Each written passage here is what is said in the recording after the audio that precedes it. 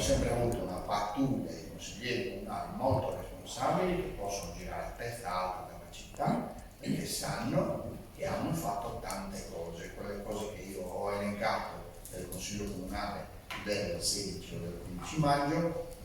in realtà, quindi lo voglio specificare a beneficio di tutti, non è vero che le ho fatte io e che le ho fatte da solo, perché questo naturalmente non si poteva pensare, le abbiamo fatte tutti insieme, tutti dovete esserne quindi orgogliosi di ogni cosa che è stata fatta nel settore dei rifiuti, nel settore dei servizi sociali, nel settore delle scuole materne, degli asili nido, all'interno del comune, nella riorganizzazione della macchina amministrativa, nella digitalizzazione della macchina amministrativa.